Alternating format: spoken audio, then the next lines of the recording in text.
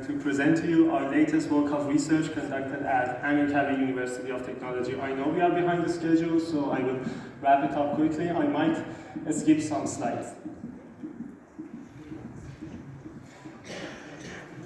High-strength, low-alloy steels are a group of thermomechanically processed steels. They show very great properties such as good ductility, weldability, high strength, and low temperature impact toughness.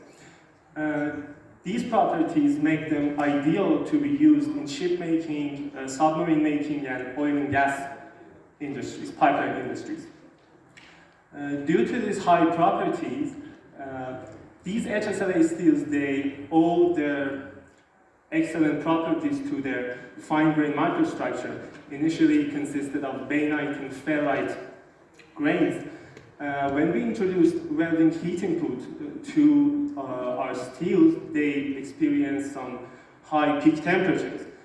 These peak temperatures cause and initiate the austenite transformation and later on the coarsening of the austenite grains. This phenomenon usually happens in the heat-affected zone, which is typically a weak area. It has a susceptible microstructure, and it's susceptible to microcracks and hydrogen-induced crackings. Now, hydrogen-induced crackings, or cold cracks, or HICs as we call it here, they happen when a few parameters co-align. We spoke about the microstructure. Another parameter that causes these kinds of crackings is the diffusion of hydrogen. The hydrogen in the welds come from different resources. It can come from the base material, it can come from the environment and the shielding gas, and also from the welding electrode or the filler material, depending on our welding procedure or welding method. Studying these HICs have been in the focus of many researchers recently. For example, Professor Hassan studied the preheating effect on HSLA welds. They showed that the preheating hinders the transformation of martensite, which is a sensitive microstructure, and as a result, it can reduce the probability of cold cracks formation. On the other hand, some other researchers studied the effect of post-heating on SMAW welds. They also showed that the formation of HICs are postponed when we use post-welding, and due to basically two parameters, or two reasons. One of them is the normalizing of hydrogen concentration, and the other one is the decreasing of residual stresses.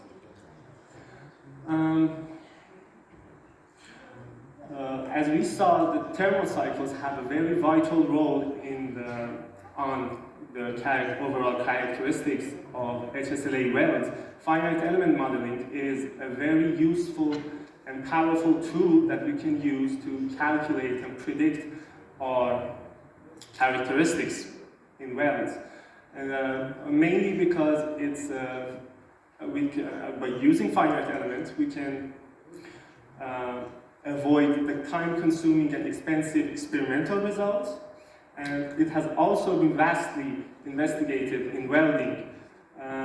For example, Zhao and others studied the hydrogen concentration distribution by finite element for X80 welded pipelines, and they saw that the welding residual stress could cause local hydrogen enrichments. Also, Zhu and others, they did a coupled thermal, mechanical, and diffusional finite element method, and they obtained a relationship between the hydrogen concentration and the plastic strength. But finally, they didn't mention the effect of this relationship or this equation they derived on the crack formation. Here, which leads us to our study, here we use finite element to do two coupled analysis. First one is a coupled thermomechanical analysis, and the second one is a thermal diffusional analysis. We use them to calculate our residual stresses and the concentration of hydrogen. In our previous work, we studied the crack formation in X70 steels by experiment. with the use of our previous results and our FE model, we managed to obtain a relationship between the plastic strain and the critical amount of hydrogen that can cause HICs. And let's begin with our review. Here we used ISO 17642 self-restraint test to prepare all X70 welded steels using a low hydrogen electrode. We prepared 3 specimens. First one was a base specimen without preheating and post-heating. We also prepared 2 more specimens, one with a preheated condition and also another one with a post-heated condition. To validate our hydrogen diffusion model, we needed a specimen that, for which we could measure the hydrogen content. We used the ISO 3690 mercury tube test, and we welded it using a low hydrogen electrode to verify our residual stress model. We also used, we needed to use a test for which we could use inside the XRD machine to measure its residual stresses. Unfortunately, the original ISO 7642, because of its geometrical complexities, couldn't be used inside the XRD machine, so we used a simpler version. We omitted the groove, and that's what we used to verify our residual stress model. For our heat transfer model, we used a mesh that you can see in this picture. We used solid 70 elements. At the vicinity of our weld line, we used a fine mesh. And as we moved further from the weld line, we used the coarser mesh to optimize our simulation speed. In our stress field model, we used the thermal calculations and thermal results from our heat transfer model as thermal loadings in this stress model. We used a solid 45. Actually, the solid 70 elements are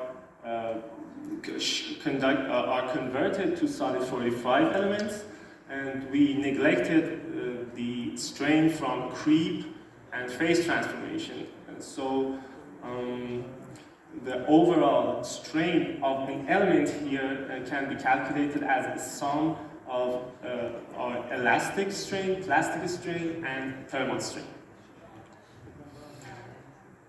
And finally, for our hydrogen diffusion model, we used solid 226 elements. Using the law of mass conservation and Fick's second law of fusion, long story short, we reach a relationship that you can see here. The only thing needed is gamma in this equation, which is the coefficient of hydrogen diffusion. We obtained it from literature. And we can achieve the hydrogen diffusion rate in our model. Now we have to validate our models. To validate our heat transfer model, we compare the weld pool dimensions of our model and our experimental test. The difference in length of the weld pool was 2% and the radius was 14%, so we can use, there is a fair and good agreement between our model and reality, and we can verify our thermal model. To verify our residual stress model, as I said, we used experiment measurements from XRD. Here, unfortunately, the errors were significant, and it can be attributed to 2 factors. In reality, we have a welding texture that's unpredicted in our FE model, and another reason can be the phase transformation, which we neglected. And these are the reasons why we might have an error. The smallest error was 10%, but as you see, we can say that there is an overall trend that our model could predict this trend, and we suffice to that. And we can say there's a fairly good agreement between our model and reality, and we can validate our residual stress model. And finally, our hydrogen diffusion model, which was validated by ISO 3690 mercury tube test. In our experiments, we measured 1.1 milliliters per 100 gram of deposited metal. And in our simulation, we used the sum of all the hydrogen concentrations in our elements and nodes as the amount of hydrogen, and it was 1.04, and as you can see, these are very close numbers, and we can validate our results. Now that our results are validated, our models are validated, we can go on and discuss about our results. At the left, you can see the thermal distribution, the temperature distribution in our models, and as you can see, the gray areas represent the zones and the nodes that experienced temperatures above 473 degrees Kelvin. Now, this temperature is a specific temperature. It triggers the 15% bainite transformation temperature, and as we can see, when we have preheating condition, the bainite, the 15% bainite area is larger, and bainite is a tough microstructure, and it can be deducted that we will have reduced risk of HIC formation. On the left, on the right, we see the temperature history of a node in the HIC, in the heat-affected zone, and as can be seen, when we have preheating, our node has a slower cooling rate, and because of that, it experiences more time in higher temperatures, which means hydrogen have more time to escape from the surface and reduce its hydrogen concentration, and finally, a reduced risk of HIC formation. The same thing applies to post-heating. When we have post-heating, as we can see, our specimen cools down in a much longer time and a slower rate, and causes our nodes and our specimen to experience higher temperatures for more time, which means hydrogen can have more time to escape. Here we see the residual stress distribution in our base model, our preheated model, and our post-heated model. Comparing our base model with the preheated model, we see there's little difference and almost invisible. But comparing our base model with the post-heated, we can see that the amount of residual stresses are much lower when we have post-heating. It can be explained better in this slide, as you can see. When we have preheating, the maximum tensile strength is lower by 6, and the compressive stress is higher by 9 megapascals. However, when we have post-heating, our maximum tensile strength is reduced by 24, and while our compressive stress hasn't been changed.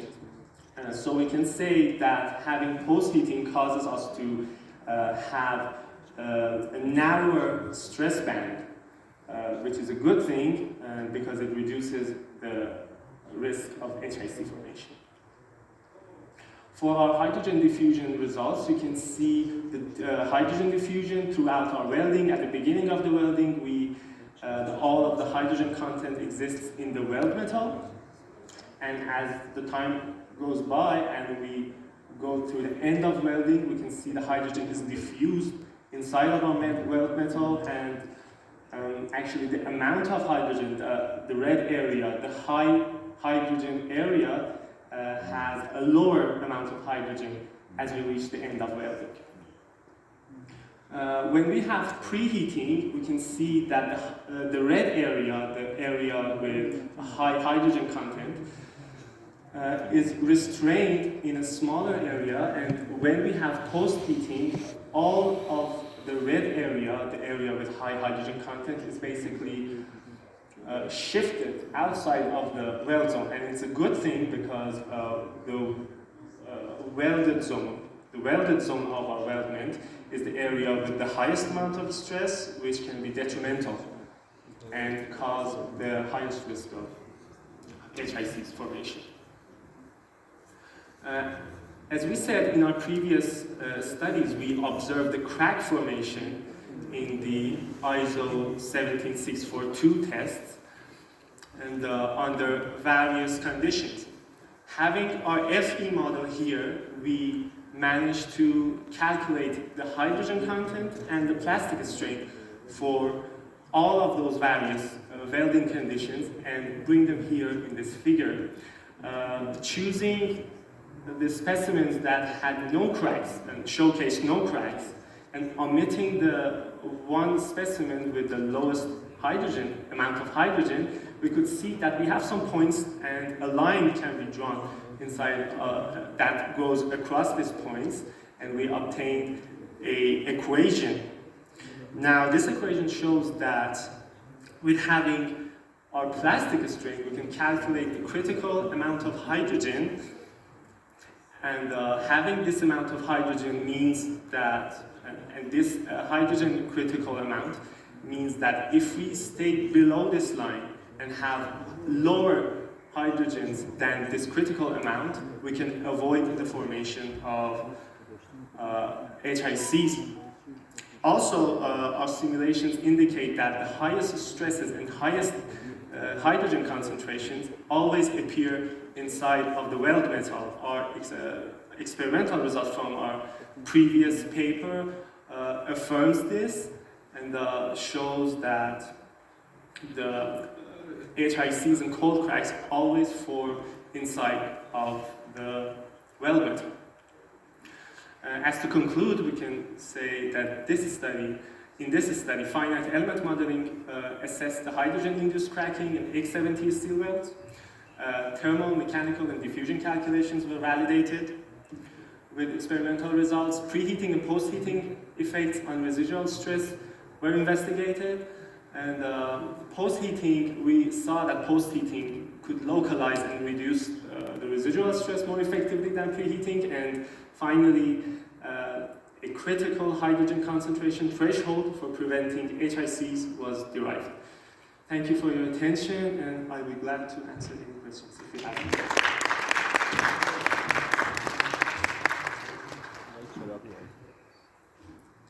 لطفاً سوال دارن اگر میکروفون دوستان میکروفون به دوستان برسونن.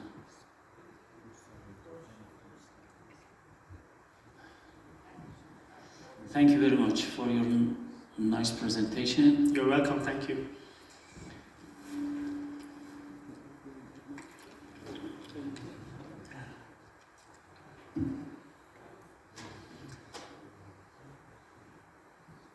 خیلی ممنون آقای اماد چراغی از پرزنتیشن خودتون. فقط یه چیزی رو من شاید به اشتباه متوجه شدم، شاید سوء تفهیم من بوده. توی یکی از اسلایداتون شما نشون دادید که دمای پیشگرمایش در واقع حدود 100 درجه سانتیگراد و دمای پسگرمایش حدود 200 درجه سانتیگراد هست. درسته؟ فکر من بله اسلایدی بود که اینجا بله. من توی تفسیر اون بحثی که شما در رابطه با درصد تشکیل فاز باینایت مطرح کردیم، با توجه به دمای اتمام تحول مارتنزیت که 350 درجه حدوداً هستش، تفسیر شما چیه؟ آیا اینجا اون دما چه تأثیری میتونسته رو ساختار ما داشته باشه؟ اصلا اینجا دیگه در حقیقت دمای تحول مارتنزیت ما قبلا تموم شده و ما با 200 درجه سانتیگراد گرمایش منطقا نباید بتونیم روی میکرو استراکچر تأثیری بذاریم، مگر اینکه بریم تو محدوده دمای PWHT که بالای 420 درجه. ممنون. خواهش میکنم. دمای پیشگرمایش و همینطور PWHT اینا همه بر اساس استاندارد از روی استاندارد تهیه شد.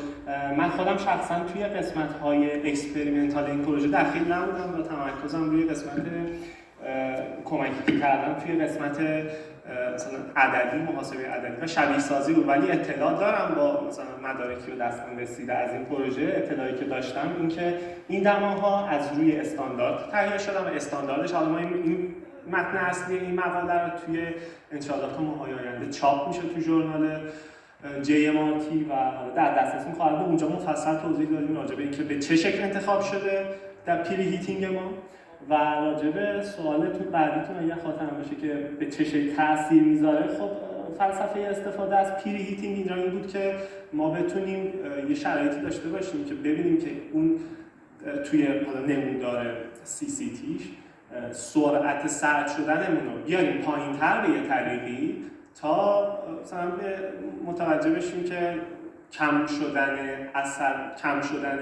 این ریسک تشکیل HIC رو بتونیم توش ملاحظه کنیم. و اگه سوالات رو درست متوجه شده باشم منظورتون همینه؟ دمای پیشگرم کاملا درسته. بله. دمای پیشگرمش کاملا درسته. مشکلی که برای من دمای کاسپیده. دمای کاسپید داره زمانی اتفاق میفته که شما حدود مثلا 150 درجه قبل‌ترش تحول مارتنزی کلا تموم شده. مشکل من اینجاست. دمای پست هیت منظورتون بود؟ بله 473. منظورتون شما اینه که میگین که 150 درجه قبل‌ترش تحول مارتنزی قبلا تموم شده. یعنی اینجا روی میکروستراکچر شما دیگه نمیتونید منطقاً تأثیری بذارید. سرعت سرد کردن خب مسلماً تاثیرگذار هست. سرعت سرد کردن تحت تاثیر قرار میده. اون کولینگ ریت دقیقاً درست میفهمید که تو مبانی‌های TTT در واقع ما باش برخورد داریم. اصلا اونجاست که ما کامپوزیشن پرازیتمون رو متوجه میشیم یا پردیکت میکنیم. ولی اینجا دمایی که 473 درجه کلوین انتخاب شده، دمایی که 150 درجه قبلش در واقع تحول مارتنزی. یعنی الان میگن شما میگین که باید کامل مارتنزی داشته باشیم اینجا و بینیت مشاهده میکنیم. نه یعنی اینجا دیگه این دمای 200 درجه گرم کردن هیچ تأثیری روی میکروستراکچری که قبلا تشکیل شده نمیتونه داشته باشه. درست. من واسه پاسخ به سوال شما میتونم ارجاعتون بدم. من اسلاید آخر که رفرنس هامون رو آوردیم اینجا برای همین مقاله خودمون رو اشاره کردم. مقاله آقای حنزایی اینجا میتونید به این مقاله مراجعه کنید. اطلاعات کامل تست‌های اکسپریمنتال، فاز شناسایی فازها همه اینا اینجا آورده شده و بینیت اینجا مشاهده شده و تایید کردن که بینیت تشکیل شده. من مطمئنم شما اگر نه میتونست بینیت توی اون هیستوری قبلی تشکیل شده باشه. از 200 درجه گرم کردن تأثیری تو تشکیل و افزایش فاز بینیت نداره. متوجه شدم. خواهش می‌کنم. خیلی ممنونم، تشکر میکنم. من یه سوال کوچیک دارم. اولا ارائهتون خیلی خوبی بود و استفاده کردید از ارائهتون. به نظر شما ببینید شما هم پریهیت کردی هم پست هیت کردی. به نظر کدوم یکیش میتونه روی حذف هیدروژن و جلوگیری از هایدروژن-ایمبریتلمنت موثر باشه؟ 100% پست هیتینگ، چون که همینجا که مشاهده کردیم اثراتش خیلی واضح‌تر بود، چه روی غلظت هیدروژنی که توی نمونه داریم، رو مقدارهای هیدروژنمون و چه روی تنش‌های پسماندمون. جفتش رو پست هیتینگ میتونه بهتر کاهش بده، بیشتر کاهش بده و بنابراین اثر خیلی بیشتری داره روی تشکیل HIC. و به نظر شما پست هیت چجوری باعث کاهش بیشتر هیدروژن میشه؟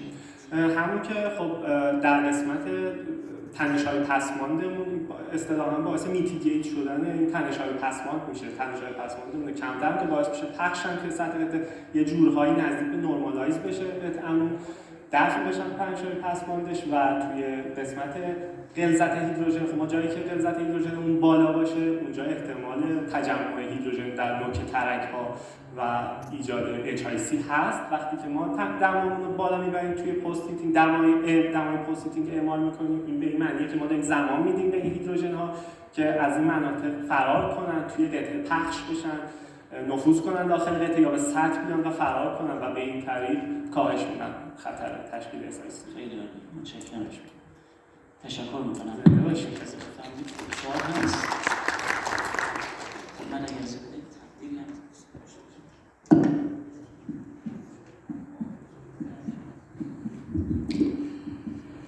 خدا قوت بده به همتون، پژوهشگران ارزشمند، ارائه کننده